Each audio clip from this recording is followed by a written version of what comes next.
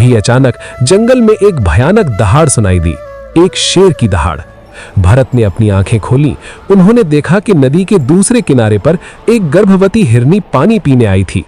शेर की दहाड़ सुनकर वो इतनी डर गई कि उसने अपनी जान बचाने के लिए नदी में छलांग लगा दी।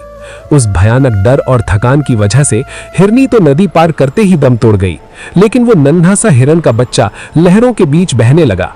वो डूब रहा था, वो मासूम था, बेसहारा था।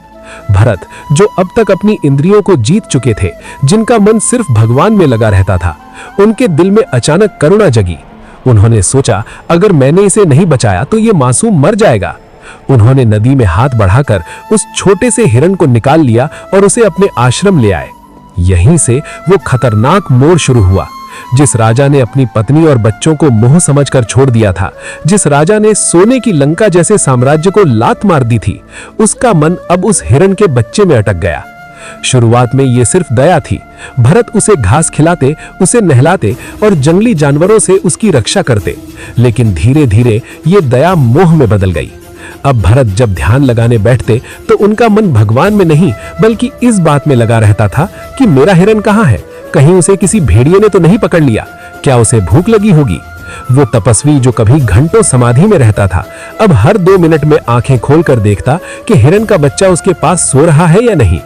हिरन जब अपनी कोमल जीभ से भरत के हाथ चाटता तो भरत आनंद से भर जाते। उन्हें लगने लगा कि इस दुनिया में इस हिरन के अलावा उनका कोई नहीं है। भक्ति छूटने लगी, जब कम होने लगा और मोह बढ़ने लगा।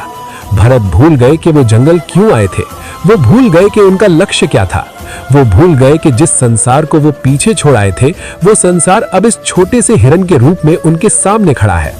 सालों बीत गए। भरत अब बूढ़े हो चुके थे, उनकी मृत्यु का समय करीब आ रहा था। सनातन धर्म के शास्त्रों में कहा गया है कि अंते मति ही सागति ही, अर्थात मृत्यु के समय इंसान जिस चीज के बारे में सोचता है उसका अगला जन्म उसी के अनुसार होता है। राजा भरत अपनी अंतिम सांसें गिन रहे थे।